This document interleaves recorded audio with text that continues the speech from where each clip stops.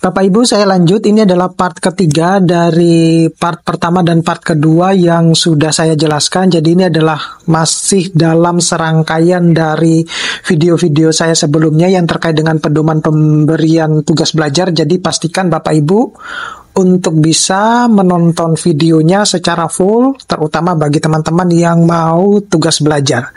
Oke, kita lanjut ke part.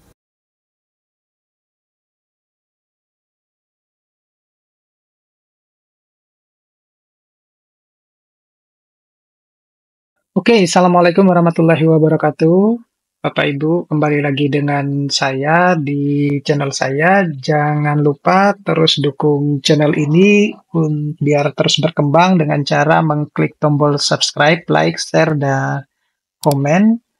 Biasakan juga untuk menonton video-video saya dan menonton video saya secara full ya. Dan juga menyalakan tombol loncengnya biar nanti di setiap update dari video saya itu Bapak Ibu nanti mungkin akan mendapatkan notifikasinya. Kali ini saya mau sedikit sharing terkait dengan apa yang pernah saya janjikan ya, sampaikan bahwa nanti ke depannya saya itu akan membahas terkait dengan pedoman pembelajaran tugas belajar bagi PNS dan juga mungkin bukan hanya PNS ya, teman-teman dosen juga yang di swasta yang terkait dengan artinya yang di bawah naungan Kemendikbudristek. Kemudian ada perjanjian tugas belajar, di mana perjanjian tugas belajar dalam hal ini adalah pimpinan unit kerja ataupun pimpinan perguruan tinggi tempat pegawai itu pelajar bertugas dengan pegawai pelajar yang membuat perjanjian tugas belajar sebelum untuk melaksanakan tugas belajar. Nah, perjanjian tugas belajar paling sedikit itu berisi tentang ya tentunya adalah jenis pendidikan dan nama perguruan tinggi, program pendidikan yang diikuti, ada hak para pihak, kewajiban para pihak, jangka waktu pelaksanaan tubal, nama ikatan dinas yang harus dilaksanakan pegawai pelajar, unit kerja tempat pelaksanaan ikatan dinas, dan sanksi. Nah, perjanjian-perjanjian ini formnya itu semuanya sudah disediakan ya Bapak Ibu. Jadi Bapak Ibu tinggal mengisi, tinggal Bapak Ibu tanyakan aja di bagian, saya nggak tahu kalau di kampus Bapak Ibu itu namanya apa. Kalau di kampus saya itu ada yang disebut dengan Departemen Sumber Daya Manusia gitu. Semuanya terangkum di situ. Nah, lalu apa sebenarnya hak dan kewajiban bagi mereka yang sedang tugas belajar? Hak pimpinan untuk unit kerja, jadi ditentukan bidang ilmu yang sesuai dengan perencanaan tugas belajar, ya, terutama yang senilai linearitas ya, mengetahui domisili pegawai pelajar, kemudian itu terima laporan progres berkala, jadi setiap teman-teman yang tugas belajar itu harus melaporkan progresnya sejauh mana sih, semacam itu ya. Biasanya kalau sekarang itu progres kita itu kan ditampilkan di sister masing-masing gitu ya. Jadi sebenarnya sudah bisa dilihat dari situ. Kemudian setuju atau tolak perpanjangan, mendapatkan inovasi pegawai pelajar, mendapat program ikatan dinas, tolak mutasi bila ikatan dinas, kemudian tolak pengunduran diri bila dalam ikatan dinas. Kemudian kewajiban pimpinan unit kerjanya, jadi bisa mengevaluasi kinerja pegawai pelajar, kemudian memanggil pegawai pelajar yang diduga melanggar disiplin ataupun kode etik dan atau tidak tindak pidana gitu. Yang berikutnya itu adalah mencabut tugas belajar bila pegawai pelajar melakukan pelanggaran disiplin ataupun kode etik dan atau pidana. Yang berikutnya memberhentikan tugas belajar bila pegawai belajar itu dibutuhkan organisasi. Jadi sewaktu-waktu itu karena dibutuhkan ya. Jadi yang bersangkutan itu mungkin disuruh untuk ya udah mengambil cuti dulu ya, tetapi saya belum pernah menemukan yang case semacam ini ya, karena kebutuhan di kampusnya gitu. Jadi kemudian melakukan klarifikasi terhadap alasan keterlambatan. Nah, hak dan kewajiban juga bagi pelajar, pegawai pelajar dalam hal ini ya, terutama yang berarti ini adalah kita berbicara tentang yang bersangkutan yang sudah melaksanakan tugas belajar, yang melaksanakan tugas belajar. Jadi ada tanda tangan perjanjian tugas belajar, kemudian kita melaporkan alamat perguruan tinggi dan rumah paling lambat 1 bulan setelah memulai tugas belajar. Kenapa demikian? Karena memang inilah yang menyebabkan pada akhirnya tugas belajar kita itu turunnya lama karena mungkin kita dadakan gitu ya untuk mengupload segala sesuatunya gitu.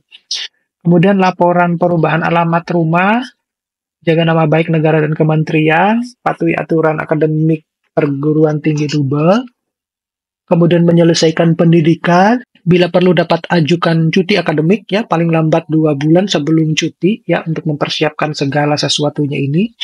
Bila perlu dapat diajukan perpanjangan tugas belajar paling lambat 6 bulan sebelum masa tugas belajar berakhir. Artinya begini, kalau misalnya Bapak Ibu memperkirakan bahwa saya belum akan lulus nih pada bulan ini, ya udah ajukan 6 bulan sebelum ini tugas belajar itu akan berakhir, semacam itu maksudnya. Kemudian kembali ke unit kerja asal setelah berakhir tugas belajar, lapor tertulis ke pimpinan unit kerja paling lambat 15 hari setelah kerja ya, setelah selesai tugas belajar atau berakhirnya masa tugas belajar. Kemudian berikan kopi ijazah dan transkrip legalisasi paling lambat 1 bulan setelah berakhirnya tugas belajar itu tersebut. Dan biasanya kita juga sudah melaporkan secara online ya, terutama untuk kalau yang di luar negeri itu kan kita harus legalisasinya kan di kementerian juga gitu. Ya, kemudian ada hak pegawai pelajar, jadi dapat gaji pokok, tunjangan keluarga dan tunjangan pangan gitu. Nah, tapi di beberapa kasus itu sudah dipotong gitu ya. Saya nggak tahu berapa persen gitu. Tapi itu laporan dari teman-teman saya yang PNS. Kemudian dapat tunjangan berdasarkan kinerja, dapat biaya tugas belajar, dapat kenaikan pangkat, ya mungkin karena selama sekolah ya, nanti kita akan bahas ya, apakah yang selama sekolah itu bisa mengajukan kenaikan pangkat, kemudian dapat kenaikan gaji berkala, dapat penilaian prestasi kerja, kemudian masa menjalani tugas belajar tetap dihitung sebagai masa kerja. Nah, yang berikutnya itu adalah kewajiban ikatan dinas. Jadi kalau yang kewajiban ikatan dinas di sini 2 kali masa pelaksanaan tugas belajar itu termasuk perpanjangan masa tugas belajar bagi pegawai pelajar yang dibebas tugaskan dari jabatan. Jadi perhatikan yang saya cetak warna merah gitu Bapak Ibu. Kemudian yang 1 kali masa pelaksanaan tugas belajar termasuk perpanjangan masa tugas belajar bagi pegawai pelajar yang tidak dibebas tugaskan. Jadi yang pertama itu kalau yang 2 kali itu dibebas tugaskan, yang kedua itu 1 kali itu tidak dibebas tugaskan dari jabatan. Nah, pelaksanaan tugas belajar, pengusulannya seperti apa? Prosedur pengusulannya. Jadi secara garis besar, ketika Bapak Ibu itu mau mengajukan tugas belajar, itu semuanya apa yang disyaratkan, prosedur pengajuannya itu sudah dijelaskan di informasi yang ada di BKN tersebut. Jadi Bapak Ibu tinggal mendownload aja ya apa saja yang dibutuhkan, kemudian apa yang harus dilakukan. Nah, itu semuanya sudah terangkum semuanya di situ. Jadi lebih jelasnya Bapak Ibu bisa lihat di sini di slide ini. Kemudian pelaksanaannya macam-macam juga ya. Jadi ada misalnya kita mempersiapkan dokumen-dokumen yang lain yang berkaitan dengan dokumen yang kita memang dibutuhkan untuk tugas belajar, terutama yang tentunya kalau kita mau mengisi itu kan kita harus sudah mendapatkan satu yang terutama itu kita sudah mendapatkan LOE ya dari pihak kampus tempat kita akan melakukan tugas belajar kita atau tempat kita melakukan kuliah gitu. Itu yang terpenting dulu. Nah, jadi itu kalau kita mengisi yang lainnya kemudian ya sebenarnya sama saja ketika kita mengisi yang lainnya, tetapi kalau misalnya LOE dari pihak kampus itu belum ada ya kemudian ya tentunya pimpinan tidak juga bisa mengizinkan ya, tidak bisa memberikan rekomendasi, begitupun dengan yang BKN gitu. Kemudian yang perlu juga diperhatikan itu adalah asli surat pernyataan yang bersangkutan ya. Ya tentunya itu semuanya sudah disiapkan semuanya. Nah, bagaimana dengan perpanjangan masa tugas belajar?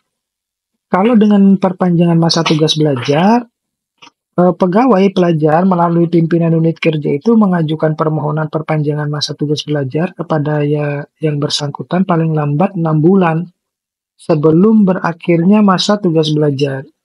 Kemudian dalam hal permohonan perpanjangan masa tugas belajar diajukan kurang dari 6 bulan sebelum berakhirnya masa tugas belajar. Dalam hal ini adalah perpanjangan tidak dapat disetujui. Jadi kalau Bapak Ibu misalnya mengajukan perpanjangan ya tugas belajar itu kurang dari 6 bulan, katakanlah semacam itu, maka itu perpanjangan tidak akan disetujui. Jadi perhatikan betul-betul Bapak Ibu. Bila perlu 7 bulan sebelum masa tugas belajar itu berakhir, ya sudah diajukan aja. Kemudian data dukung perpanjangan tugas belajar, data dukung itu dalam hal ini adalah termasuk rekomendasi dari lembaga pendidikan, kemudian persetujuan dari perpanjangan perjalanan dinas luar negeri, dari sekretaris negara, kemudian ada rekomendasi dari pimpinan unit kerja, serta jaminan perpanjangan pembiayaan tugas belajar. Ya, jadi kalau untuk perpanjangan tugas belajar itu pihak kampus yang kita tuju ya, terutama kalau kita berbicara dengan promotor kita masing-masing, ya mereka sudah tidak tahu menahu tentang itu yang pertama aja gitu. Sedangkan kalau sisanya yang masa perpanjangan, ya promotor itu ya sudah tidak mempengaruhi. Oke, sampai ketemu pada video-video berikutnya. Saya Iri, Assalamualaikum warahmatullahi wabarakatuh.